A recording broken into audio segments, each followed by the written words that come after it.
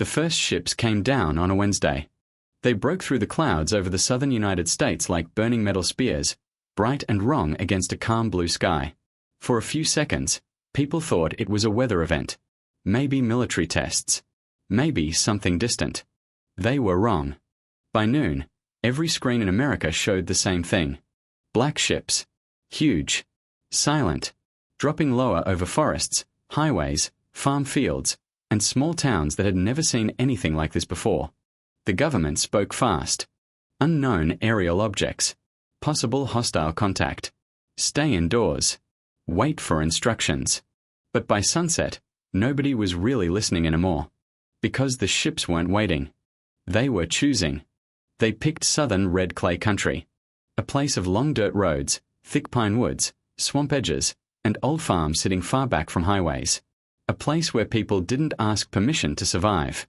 And in the middle of it all sat a small town. Willow Creek. One blinking road light. 2 churches. A feed store. A bait shop. A dollar store. And more guns than anyone officially admitted. It looked quiet. Too quiet. The Vest Dominion called it a soft landing zone. Their scouts said it was simple. Low population. Weak infrastructure. Scattered resistance. Easy control. Easy occupation. They were wrong. But they didn't know that yet. By the time the first alien patrols moved in, Willow Creek had already changed. No porch lights. No engine noise. No phones. No movement on the roads.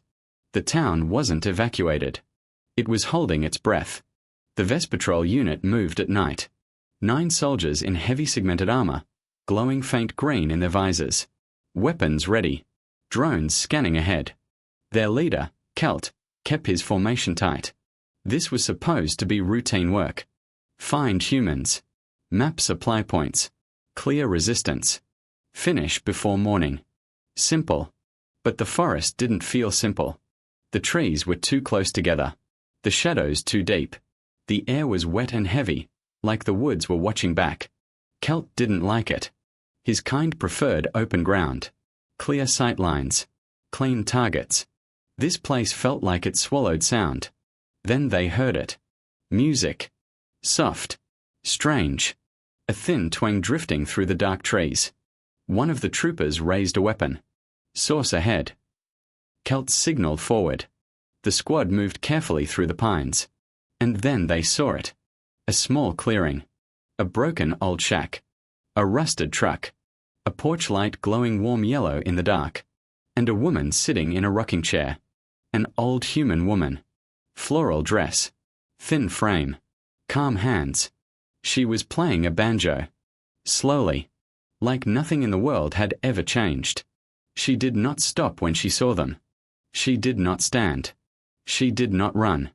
She just kept playing that quiet, strange tune as alien soldiers stepped into her yard.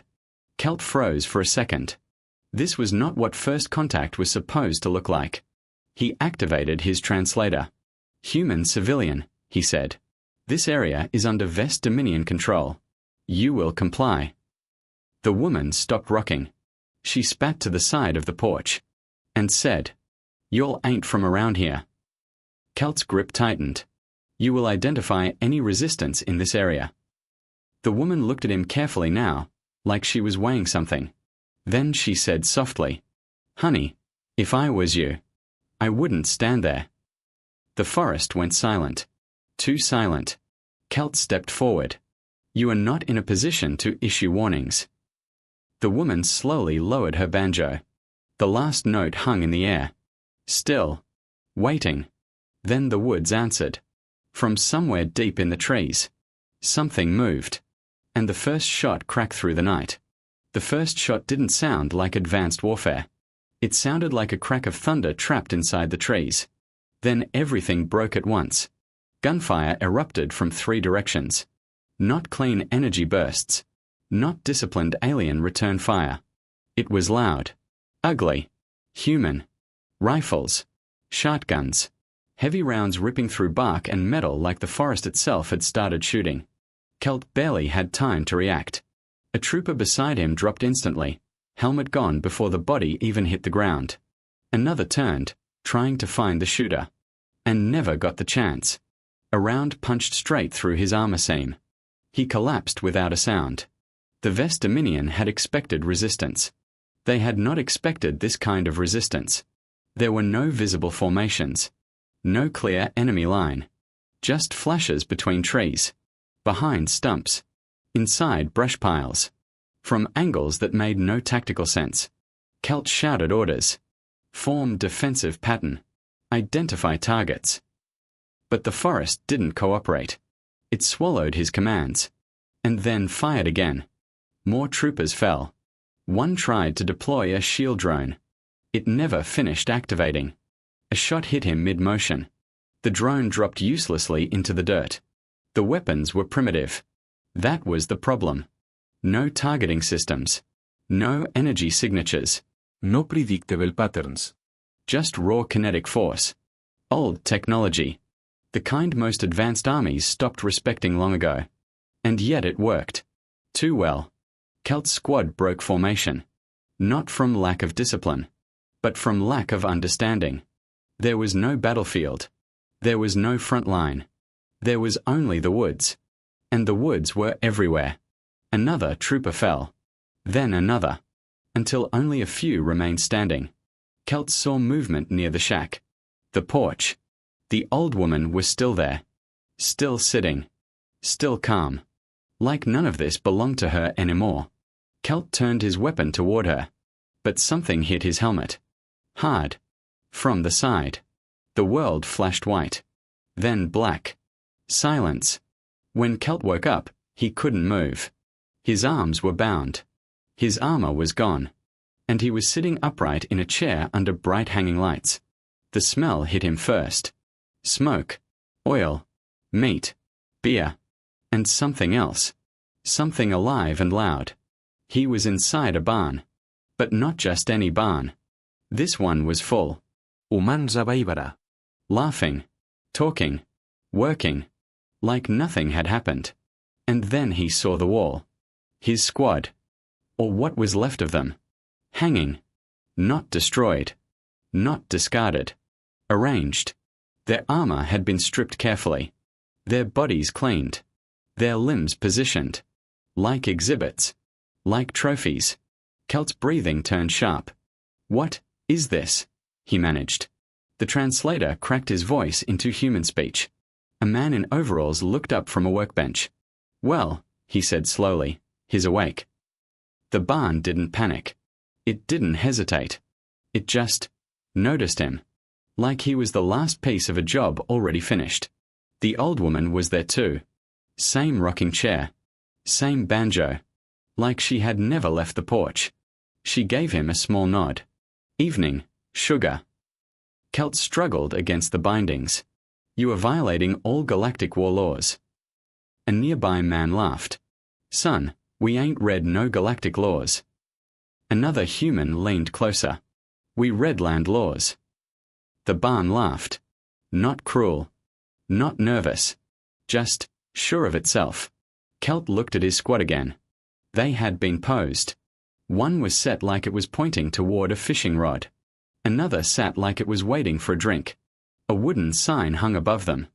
Welcome to Willow Creek. Kelt whispered, almost broken. You're monsters. The old woman stopped rocking. For the first time, she looked directly at him. We are not monsters, she said softly. We are locals. A long silence followed. The fire outside cracked. Someone poured a drink. Somewhere, a dog barked. Then the woman stood, walked over slowly, and cut his ropes. Kelt almost fell when he stood. He didn't understand. Why release me? She tilted her head slightly. Fear travels better with witnesses. She pointed toward the door. Toward the dark woods outside. Go on. Kelt didn't move. So she added, gently, tell them what you saw. And for the first time since landing, Kelt ran. Kelt didn't stop running. The woods swallowed him fast. Branches scratched his armor frame. Mud pulled at his steps. Every sound behind him felt like another shot waiting to happen. But nothing chased him. That was the worst part. Nothing chased him at all. He reached the landing perimeter by dawn. What he saw didn't make sense. Vest patrol routes were gone. Not just broken. Gone. Vehicles sat burned out along logging roads like they had been abandoned mid-mission. Drone wreckage hung from trees like dead insects. And communication lines were silent. Dead silent. Kelt fell to his knees. For a moment, he thought this was another trap. Another illusion. But then he saw the truth. This wasn't a battlefield anymore. It was a cleanup site. And someone had cleaned it. By sunrise, reports started coming in. Missing squads. Lost signals. Entire units disappearing in rural zones without warning. No patterns. No consistent enemy signatures. Just vanishing. The Vest Dominion tried to adapt. They always adapted. That was their strength. They assumed one thing. This was organized resistance. So they centralized command. Stronger formation. Heavier weapons. Tighter control. That was their second mistake. Because Willow Creek wasn't organizing. It was responding. Like a place that already knew the land better than any map. Every road became a risk. Every tree line a question mark. Every structure a possible ambush point. And the humans weren't hiding. They were using everything. Old bands. Creeks. Abandoned sheds. Even hunting blinds that looked like part of the forest itself. One Vest squad entered a wooded corridor near Bell Creek. They never reported back. Later, scouts found them. All 8. Seated around a fire. Calm. Still. Like they had chosen to be there.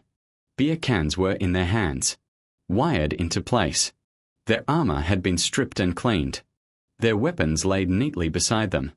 A handwritten note sat in the middle. It read, "Bag limit reached." By the 4th day, panic began spreading inside Vest Command.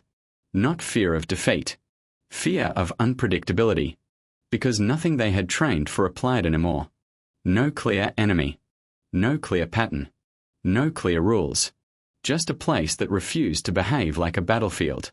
Meanwhile, Willow Creek held a meeting. It happened in the First Baptist Fellowship Hall. Because it was the only building still standing with enough chairs. And enough coffee. And enough stubbornness. Men, women, and teenagers filled the room shoulder to shoulder. Shotguns rested against chairs. Magazines were loaded on folding tables. Kids sat in the back coloring like this was just another school night. Mayor Darnell Pute stood at the front. He looked exhausted. Not from fear. From math. "All right," he said, tapping a wrench on the MIC stand. "Settle down." The room slowly quieted. Not because it had to. Because it already had order. "We've got more families wanting in on this than we've got targets left in the county," he said. "So we are setting limits." Someone immediately shouted, "10 is too low." Another voice answered, "Tell that to Ronnie, he already hit 12. The room erupted. Mayor Pute raised both hands. 10 per family. Not per person. Groans filled the hall. Someone yelled, "My cousin counts as half a family." Pute ignored it. "This is not a competition," he said. A pause. Then someone muttered, "It kind of is now." Laughter spread again. Not nervous laughter. Comfortable laughter. Like they were discussing deer season, not alien war. At the back, an older man leaned forward. "What about trespassers?" Pute answered instantly. "Castle doctrine still applies." The room nodded. That was settled. Then Miss Hattie stood up. The old woman from the porch. Banjo still in her hands. Silence fell instantly. Not because she demanded it. Because people listened when she spoke. She looked around slowly. And said, "You'll better save some big ones for mounting." Nobody argued. Nobody joked. Everyone just nodded. Because in Willow Creek. That sounded reasonable. Outside, beyond the town limits, Vest forces tried to regroup. But the forest had already changed shape around them. They were not invading land anymore. They were entering memory. By the 5th day, the Vest Dominion stopped calling it an occupation. They started calling it a siege. But even that word felt wrong. Sieges had walls. This place didn't. It had trees. Every patrol that went deeper into the Willow Creek region came back with fewer answers and fewer soldiers. Maps stopped matching reality. GPS signals drifted. Drone feeds turned into static the moment they crossed the tree line. And the forest started giving back messages. Not radio signals. Not encrypted codes. Signs. Nailed into trees. Carved into wood. Painted on old boards left exactly where patrols would see them. You are being watched. Turn around. This is private property. Some were even written in Vess glyphs.